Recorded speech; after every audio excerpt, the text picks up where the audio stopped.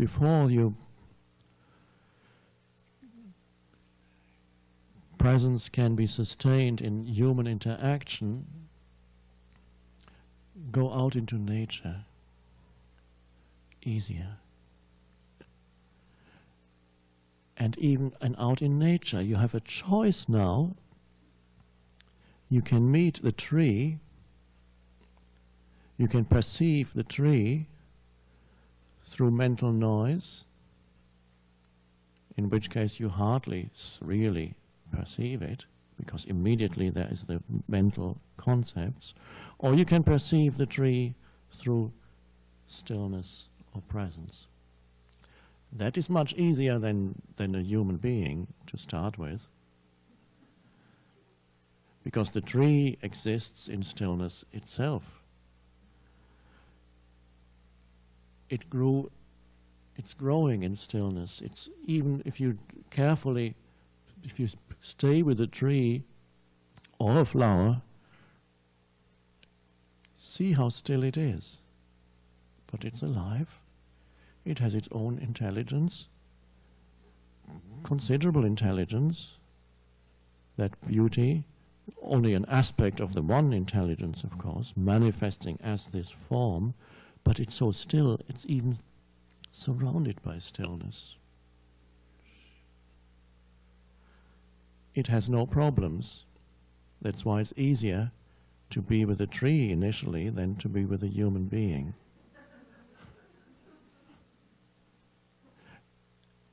It teaches you the state of no mind, no thought, because it lives in that state. Anything natural lives in the state of natural, original connectedness with the One. Everything in nature lives in that state of grace still, that humans have moved out of because they've gone out from the One, the source, into fragmentation and multiplicity more and more, and that's the human mind and the complexity of the human world. Lost touch with the original oneness, innocence, grace, beauty. It's still there, but where? And so everything in nature can teach you the state of grace. If you can be with it truly, now you are not with it when you perceive the tree through mental noise that says something about it or labels it in one way or another, has thoughts around it. You're relating to your thoughts, not the tree. So it teaches that state of no mind. But for you, the state of no mind, when you re-enter it after losing it for so many thousands of years, you do not return to that level of pre-mind, so to speak, that the tree lives in, the state of original grace. You return to it, it is a state of rising above thought, and all language has limitations, so it's just a pointer. Humans are rising now above thought into the state of no mind, which has certain essential similarities with the state of original connectedness that natural things and animals still live in. And yet there is an added depth and an added knowing to it when humans return to that state after having moved through the ignorance of mental being identified with mind totally. It was a necessary stage, it seems, in human development, this egoic stage of growth. It's coming to an end, and it's critical because it cannot survive in this form, that state of consciousness. The egoic state of consciousness cannot survive now. The planet cannot survive with that. So we return, and yet it's more than a return. In the state of having gone beyond thought, thought can still operate when needed. It's not that you forget everything. Thought still operates and operates beautifully, but no longer a self seeking thought. Thought becomes free of a sense of self. Your sense of self is far vaster. It is the stillness around thought, and for thought only is a small aspect that operates in there when it's needed. And thought can be very powerful and creative when you need to create something, but not as a separate me that needs something. Creating because you are part of the totality, and the totality wants to create something through you. And then thought may be extremely powerful when applied, and you want to create something, not because the little me needs it for its satisfaction, but because the totality moves through you.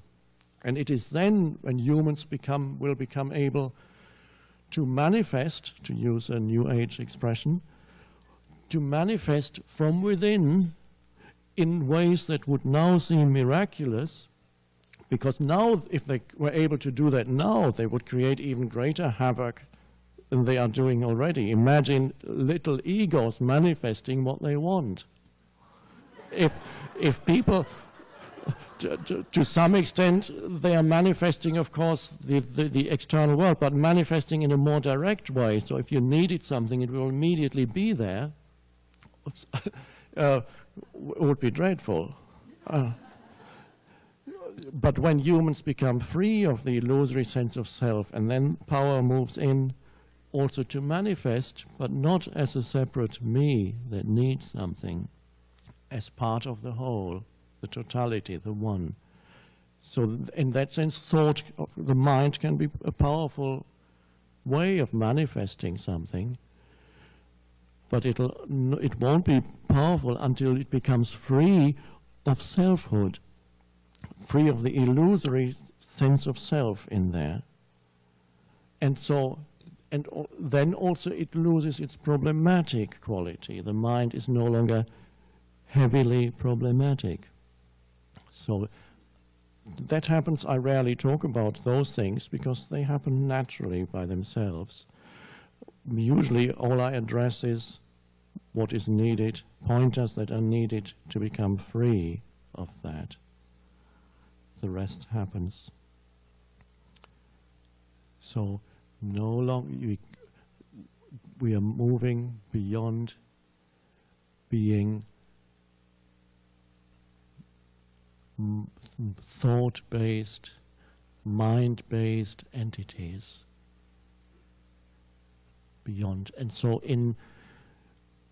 but everything in nature can remind you of the state of connectedness. But when you encounter that state, it is the same and yet not the same as the state of grace in which nature exists. It is deeper. There's a deep knowing to it.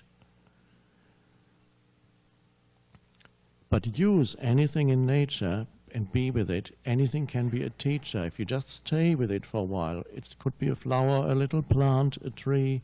It could be a river. Just be with it for a while and watch it.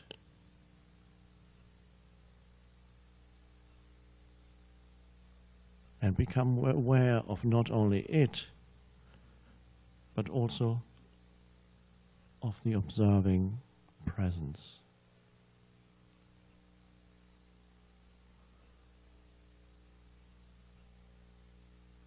So nature is the teacher of stillness.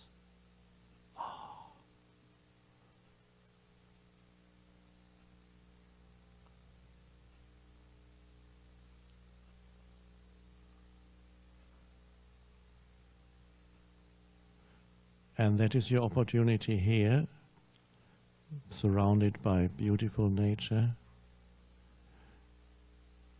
I would advise that even if you have come here with a friend or partner, that occasionally you take time to be alone with nature.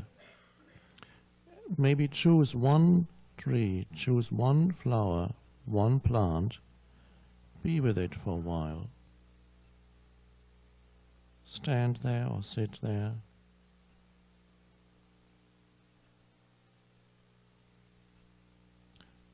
And sense the stillness that is there. and then all labels go. A tree is far more than a tree. Every label reduces it immediately, as if you knew what is there.